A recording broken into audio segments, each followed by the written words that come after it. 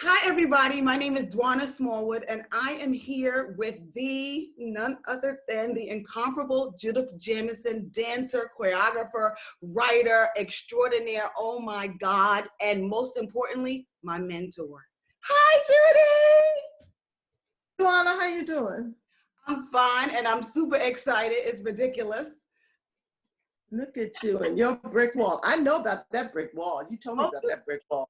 I did this brick wall myself. I know that brick wall. Remember we were showing each other the apartments. I was showing you the paintings and you were walking me around yours and all the stuff you're doing in this interim. Yes, you've been involved in my life in so many ways, for so many years. Do you remember how we met? No. You don't? Okay. Oh my God, I forgot to refresh my memory. I have this It'll come back. I have this journal with your face all over it. And I was sitting at the Ailey building volunteering as a student. And on this journal was your face, Lenny, Danny G. And you walked up and you were like, whose is this? And I was like, mine.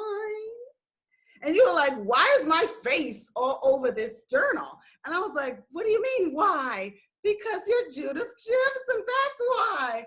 And you were just like, oh my God. Oh my God. I bet. I don't remember that. What was our next big meeting though?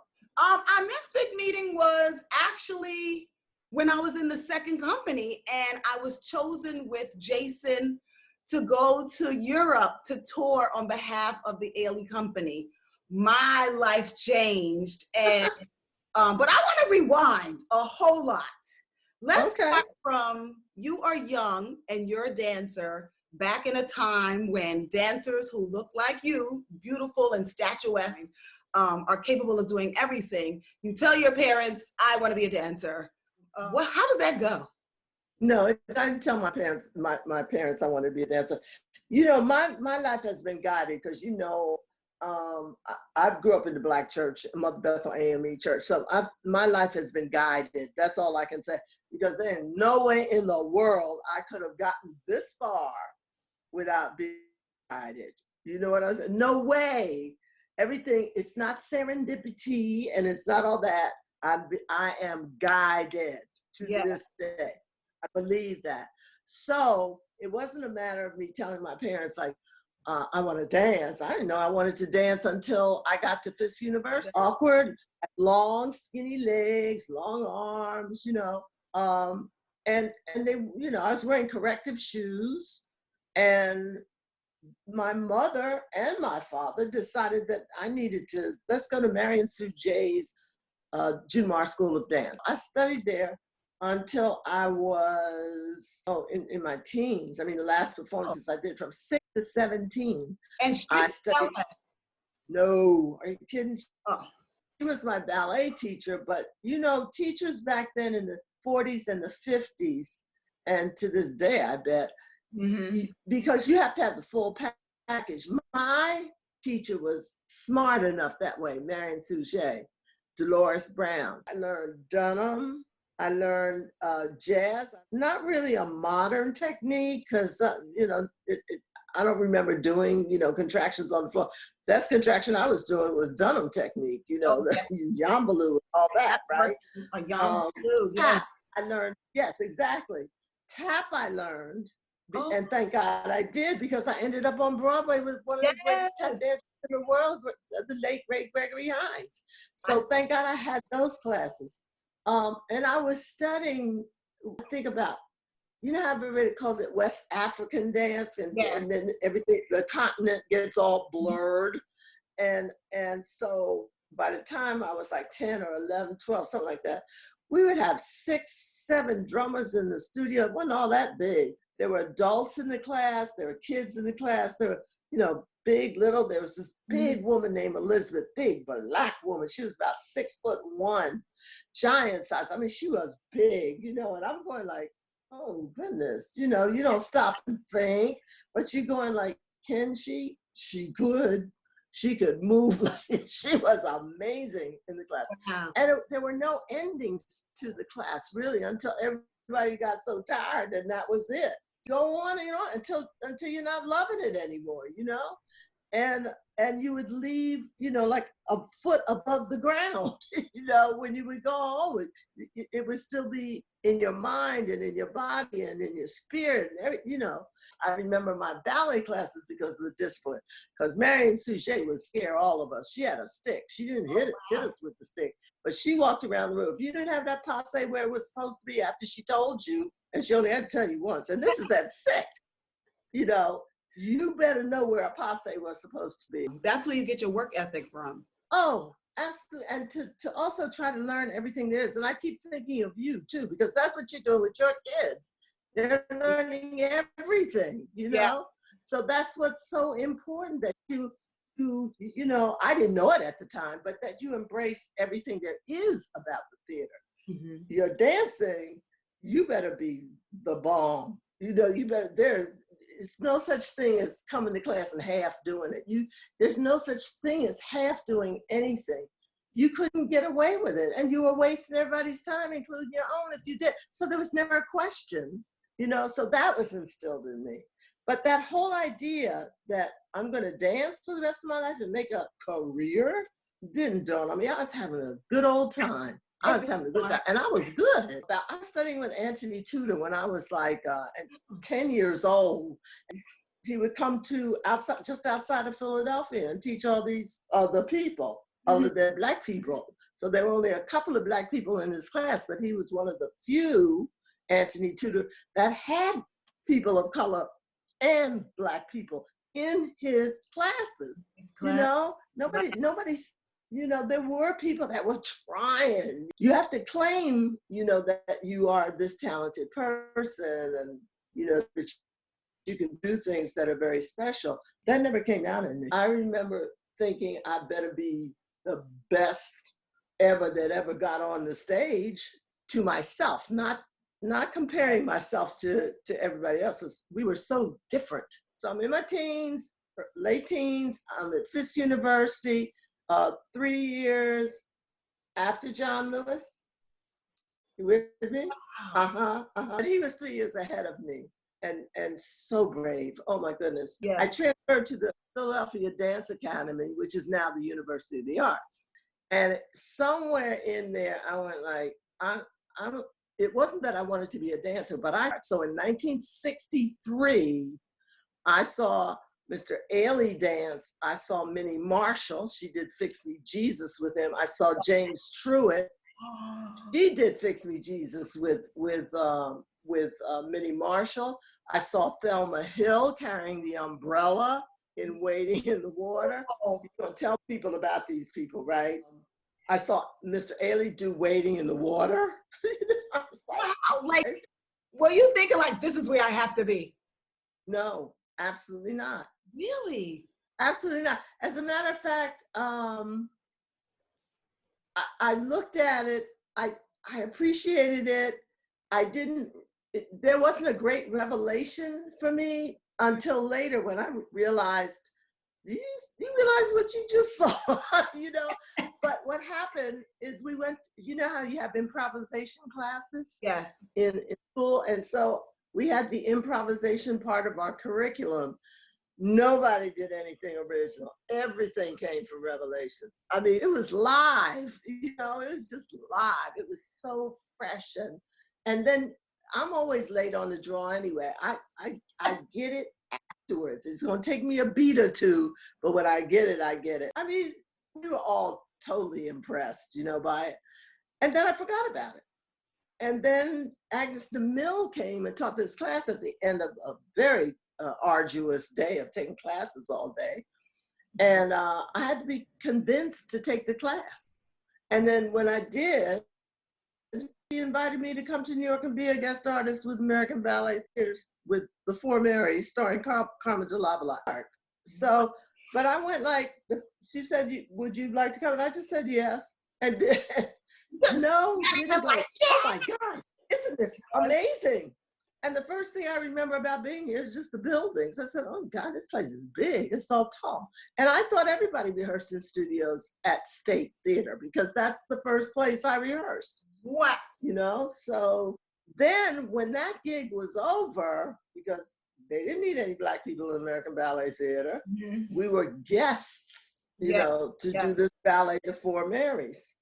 So when that gig was over, and I took my I took my first plane ride on tour with American Ballet Theater, and had wonderful teachers at Ballet Theater who paid a lot of attention to me, and met a whole series of people that I'd only read about in books that were on stage dancing every night. It was amazing. And I was upstairs with a quarter ballet in a huge room and had no problems with anybody. And if I did, I ignored it because I don't remember having any problems. You know? Maybe I look very intimidating too. Like, don't give me any problems. Yeah. If you see my innocent little pictures from those rehearsals, though, I didn't look intimidating to me. But in any event, Carmen and Jeffrey took me under their wing. I stayed at their apartment. So gracious to me. And I believe they're the ones that instigated the word spread around New York. There's this tall Black dancer. She don't know nothing yet, but you know, she's good, you know, whatever. I think that Carmen and Jeffrey did that and dropped a dime in Alvin's ear. Plus I showed up in my crochet green leg warmers. You crochet, so do I. I used to. I don't do it now, but I remember you crocheting on the bus, on the plane, on every place, right? Right? Yes. It was my failure at that audition because I didn't get anything, but I did show up looking very pristine. Everybody was wearing stilettos, wigs, lashes, the whole, because that was what you were supposed to be wearing for that audition. And I showed up in pink ballet shoes and my green leg warmers and my tights and a leotard and everything. I didn't know what, you know. And I ended up leaving, passing that man that was sitting on the steps, who I didn't see him.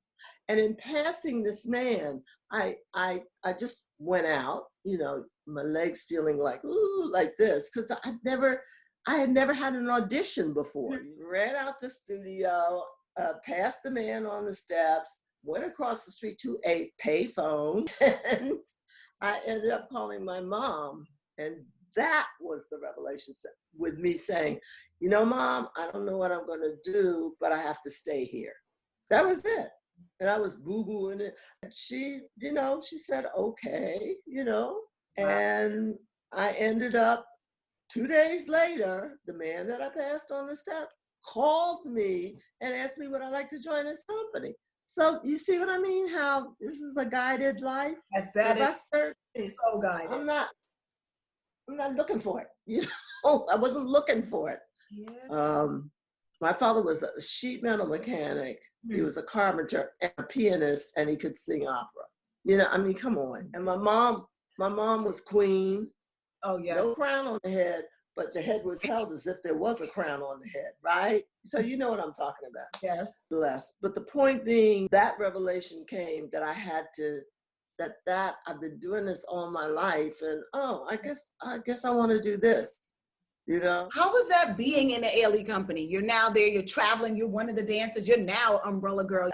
I was Fix Me Jesus girl when I joined the company. Yes, you were when you first got in the company. Fix Me Jesus. Right, and with the original member of the Alvin American Dance Theater, Jimmy Truitt was my partner. Yes. I had seen Minnie Marshall do it with Jimmy Truitt, but he was my partner. The first rehearsal that I ever went to, I walked in and tried to do that. Oh my goodness, look, I'm here. I tried to do that excitement thing, because I was excited. There was no time for that. I had to learn my 6 ballets, my 8 ballets in 2 weeks. So, right? In 2 weeks? 2 weeks, sometimes 3 weeks. So you just had to learn a whole lot of stuff. I remember Congo Tango Palace. I remember Blue Suite, Revelations, Reflections in D, anything by Talent. It was a lot because the repertoire was small. There were only 10 people in the company, so there was no cast to change. Especially, you know, I mean, you'd have to be dead not to go on stage, number one. Something was going on in every part of the one floor that we had. Wow. There were not 2 studios. It was 1 studio and everybody was learning. And Dudley stopped me in my tracks when I asked at one point during a rehearsal, well, what is the step? They had no time for that. Just learn what it is, girl, and get out on stage and do what you think it is. You know what I mean? Yes, but do it feverishly. You know what I'm saying? Yes. Do it with all your heart. You're building a legacy, the foundation for what is now, which is like generations of dancers and history. You are the root of that. The ones that came before me are the root. Yeah. The people that started it are the root. Yeah.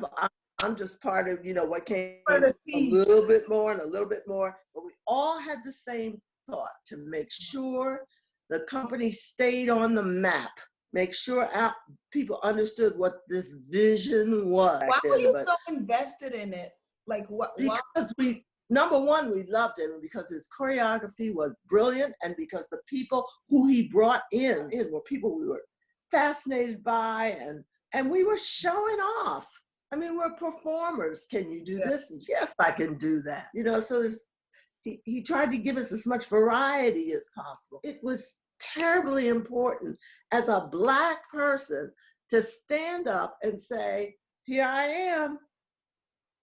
Now what you gonna do about it? Applaud? Yes, please. Yes. Be so proud of the fact that he gave you the opportunity to get on the stage and be a performer, and be an educator, and be, an entertainer, and yes, uplift the people you're with, and yes, bring them to some reality in their life. So when they leave the theater, they're sad, or they're happy, or they're whatever, but they've been through an experience that they will never forget. The energy and the power and the stories and the grace that Alvin Ailey possessed, it still stands the test of time now, because dancers like me who come in want to embody that and feel like they have an obligation to carry that torch as well and pass forward it to the next person. It is just so powerful a connection to have been in the company and feel like it is your responsibility now to take this torch and pass it on, hold it up high and respect it and pass it to the next people. So now I want to fast forward to an amazing time in the company for you, where Alvin was, what I think is amazing time for you, where Alvin choreographed Cry, and he comes to you and he says what, and we're gonna do what? It was on the schedule. It's like, the schedule's only like this little, it's a Did little you know tiny what the piece schedule. was about before he started choreographing? This was a solo, but I didn't grasp it that way because Alvin had created so many solos for us that were inside of, like Mascala and stuff like that were inside of other ballets. So we were like, I was like, yeah, okay. And plus Connie was called too. Everybody forgets that there were 2 of us called for the rehearsal. It did not have a title. I don't remember seeing Cry on the board. The first day of rehearsal, he did put on Right On Be Free, and that was the first thing that we learned, was the 3rd section. But it happened so fast. It was like, you rehearsed 5 days a week, so it took him about 8 days. So that first day, I mean, Right On Be Free is the easiest one to learn, except you got to pull out your Dunham. If you don't pull out your Dunham, it doesn't work. You got to use that back. Yeah, and know how to work the skirt. Hello, you already knew how to work the skirt. Thank you. You were one of the fabulous last ones. Come on now. So, right, that's okay too. I should have put your picture right here behind me. I have that picture. Yeah, I should have put your picture right here too. The next section was the middle section, Lauren Hero. Oh, it's a gorgeous piece of music. But that been on a train. If you've set yourself up, and you know this, in the first section, then Been on a Train hit you in the gut. The first section was the hardest because he couldn't find Alex Coltrane's music. He didn't know what he was looking for, but he could not find that music to the last minute. And that's for me, that's the most difficult section, because that sets up the rest of the ballet. Mm-hmm. Is when you're walking, you're not walking on cement, you're walking on the earth. When you first start out it's the earth. Your feet are in contact with nature, And if you look at the original version, which I think they aired on All Access Alien, you'll see what it's developed into and how, that's what I love about each generation of dancers, because you take it other places it's never been. It was just really, it's the root of what gave us to do. And I remember when you did it the first time, not the whole thing, but you did the one section, the last section, that exhausted you. And when we were in rehearsal, in what country were we in? It was in a little studio. There were steps so you could go down to where you were learning it, and you would just fall out. You know, like, okay, I understand what you're talking about. You remember that? Where were we? I can't remember where we were in Germany. Somewhere I cannot. That's what I'm saying. Go ahead. You called us to the theater, and it was the first time we ran all 3 sections. And I remember getting to the last section, and you getting out of your chair and coming to me, walking alongside of me, like whispering and yelling in my ear, like, it's not about you, let's go, keep going. Like, it's so encouraging and spiritual. And okay, I don't want to cry right now, but it was just like I was embodying everything you had taught me, everything my parents had taught me, my mother's, every historical, all that history was right in that moment. And for you to be in my ear, like, let's go, get up, keep going, don't stop. That was remarkable to me, amazing. Oh, good. What was it like to do it for the first time? I'm sorry, because you know it. All of us have that revelation, don't we? Until, you know, you do it and then you figure it out, you know, how am I getting through this? To me, the second time I did it was the scariest, because you don't know if you're gonna feel the same way you did it the first time, where you couldn't feel anything. In my experience, that first time, you know, we hadn't gone from beginning to end. We had never run it. We had no time to run it on that day because the costume was wrong. They had made a dress for me and I looked terrible in dresses. So they ran to Capezio's and bought 2 long sleeve white leotards. They cut the front out, and now the backs are all the way down in the back, but my back was just a little bit lower in the back. And they added to the sleeves because I have very long arms. So that's why they needed 2, because they needed to attach extra inches of sleeve. Long, beautiful arms you have. Thank you.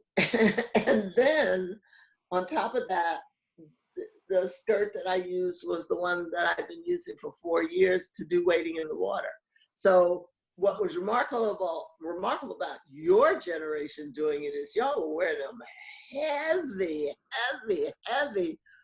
skirts that were brand new, and some of them had some decoration on them. So I'm kind of like, what are you doing to these poor women? It was like, I barely got through it. I barely got through it with this tissue paper thin wading in the water skirt that they had to sew me into, because the zipper kept coming down. So they had to, so the first time I did, I was sewn into it. It was falling down it kept falling because I ain't got no waistline. So it was falling down below the hip bone. You know, I mean, but who cared? And then I started out, I remember I heard the music puts you right in it right away. There's no time to like, like, you hear doom, doom, doom, doom, doom. You hear that boom, right? Yes. And it hits you. So here we go. So I got through that section and I lay down on that floor, and that's where I always get y'all, where I always say, stop, take that time, sit up, and don't turn your head right away, because you don't hear anything right away. I always try to give that scenario of, you know, otherwise the moment is lost. If you sit up and look and do this huge thing, it's not that. All it is you sit up and have whatever that woman is thinking, meaning you. And then you think you hear something, you know, because lives are lived sometimes thinking you heard something or thinking you saw something, you know? And then there you're on the stage trying to make that statement about reality or illusion, right? All in one little thing, one little movement of sitting up, waiting, thinking you heard something, getting up, bold, just letting this anger that you feel has, you've been carrying burden all through that first section. You've been from a queen to scrubbing floors to whatever, but you're always this queen straight through the whole thing. So it's the things you have to go through as the queen that she did it. You're not supposed to be going through some of this stuff. So all that anger is like built up inside of you, and that's when the explosion happens. But then you have to come off your throne because you're a human being. And that's when you hear da-da, you hear, that's your deflation. That's where all the air comes out of you, right? It all comes out of you. And from that limpness comes the first da-da, right? So when you're doing it, the things that you're carrying with you, oh my goodness. And I didn't know it was dedicated to all Black women, especially our mothers. I read that probably the next day in the playbill. I had no idea. He didn't tell me that. Thank goodness. And so as you're rolling that head around the first time, that's why it's so subtle what you have to do. I was just doing it. Let's put it that way. I was just doing it. Send it down. I'm doing it, right? Got to the end of that section. So I waved and I reached and I reached and I reached like I was reaching up into that space where I always think of when you touch somebody that has passed. Somebody's gone off this plane, right? So they're on another plane, but you think you can still touch them. So that's what that was about. That reaching. That's what it meant to me. And the screen, when you're sitting on the floor in second position and you're reaching out with your mouth open, yes, and there's no actual screen there, is from a war, the Biafran War. It was the cover of a Life magazine or Look magazine of a Biafran woman on the ground, on the dirt, in the earth with a baby in between her legs, with war and bullets all going around. And she's sitting there with her arms outstretched that way, with a silent scream, right? All this is not going through my head. What's going through my head is like, how I'm gonna get up and do this thing. I don't feel anything. Yeah. I waved, I collapsed over, and I went like, how? And then you blank that, and then you go for it, right? Then you go for it. What's remarkable to me is that Dudley came down to he was the first one that ever did that, came down to the downstage right wing because he knew something was wrong. He knew, he could see that I was like depleting slowly but surely, and he came from back of the house all the way downstage to that right wing. He didn't have to say anything, Sometimes he didn't say anything. He was there, doing that. I couldn't feel anything. I know I was working the skirt, but I know my feet were doing something. And your training kicks in, and also your ego kicks in. There ain't no way you're gonna stop doing this dance in the middle of the thing. I don't want to stay by yourself. Exactly. And when you're finished and digging into that step that came right from a club in Kinshasa while war was going on. We were sitting in a club watching women from the bush that they had brought in to entertain us. And they did these dances and that dig step. You know what I'm talking about? Yes, That's from them. That's from Kinshasa. Exactly. So you get to digging, and and if you're doing it when I'm artistic, I'm going like more. Yeah. More. Get some more. Don't just collapse when you see that curtain come down.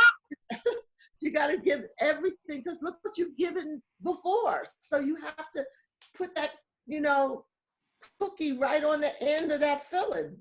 You can't just leave it there crumpled. So the next thing I knew, it was over, and I fell out like everybody else does, right? Right? You fall out, you go, but guess what? The curtain got up. Your performance ego is not gonna let a curtain come up on you with you lying on the floor exhausted. So you get up and you receive, right? And we had no idea. I had, and I don't think Mr. Ailey did either, that the audience would go nuts, like they went nuts. And I had heard audiences go nuts like that before. So it wasn't unusual. You know, it just wasn't unusual. So I'm lying on the floor. The applause starts. I'm not like jumping up to get up. I'm taking my time. So they have a little time to applaud. The telltale was when they were paging the curtain. Alvin had come from out front. He was backstage right after it was, you know, over. He was standing by me as they were paging, and I heard him say, "Now what do I do?" Wow. You know, he was thinking about the next thing because this thing had hit so big, and I don't know if anybody was expecting it. It's the first time I had ever seen my name above the story. My name in, you know, big block letters above the story. So that was a difference. And then it just all broke loose after that. And then that second time is when you go, oh God, can I do this? Get rid of this. Right? I want to do this. I remember after I did it once, you were like, "You ready to do it again?" And I was like, "I don't know." I don't know. But it's always the second time. And then slowly you figure it out. It's doing everything you can to make this story real for yourself and for the audience. No. But then you get somebody like Dwana Wood who does it, has Memoria made for her. So she does Memoria first, or Blue Suite first, something like that. Blue Suite first, then does Memoria, then does Cry, and then does Revelations. You know, I mean, so as I say, she's the generation after me, right? So she was in my roles after I left. Child, I'm going like, she what? She what? And it's yes, the same. I remember doing generation. And Slaves and Revelation. I remember with you standing in the wing, and if you wasn't in the wing, I wouldn't have known what death or life was. So I needed to see you, so I knew that, okay, I am still alive. You were standing in the wing. I was like, Lord, please save me. But this is amazing to me. That's how much strength each generation had, more and more and more and more strength to do this piece. But did you know that my direction and my coming to Ailey was not because of Alvin Ailey, it was because of you, like you personally. Did you know? Really? That? Yes, no. I remember doing a solo at the African Street Festival, and I wore this white leotard and a white skirt, and I won this competition to compete on the Apollo. And everybody would say, "Oh my God, you remind me of a young Judith Jamison." And I was like, "Who's Judith Jamison?" I think I was like 10. And I go to the library, Lincoln Center Library, and I watch Cry. And I looked at you and I was just like, wherever she is where I want to be. And from that moment on, I made my whole career my whole life focus on, I want to be near her, I want to be around her, I want to be taught by her. Well, you were with us for what, 12 years? 12 years. So I have to ask this question. When I got into the company, what did you think when I got in? I just remember you being fabulous. That's all. It was nice. It was very nice to have someone as enthusiastic as you were, because you were totally enthusiastic about just throwing yourself into everything, just really 2000%. And if anything I had to do, I had to like go, you can bring it back a little bit, bring it just a little bit, you know, because you were so 2000% all the time, right? And then as you matured, you started making choices. But yeah, you were fabulous. You were fabulous. I was so disappointed when you left. Oh, you were fabulous. You know, I'm glad you had that experience, and then you were able to, you know, do the hookup, because you did what? What did she see you do? Miss Winfrey? Oh, what did she see you do? You saw me do Cry. Hello, exactly. You know, so I'm glad that was a through line, for them, because you've always been an independent voice, which is what I require from everybody, to be that, please. And so that you ended up with your own dance center does not surprise me. It's kind of like, oh, yeah, yeah, of course. Or that you ended up spending all that time at her school, at Oprah's school.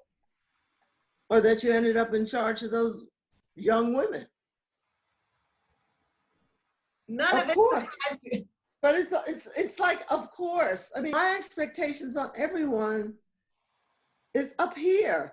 And I always talk about horizons, new horizons. And when you get to the plateau, them speeches I used to make about. Yeah, you were so hard on me. Did you know that? You were really hard on me. I loved it.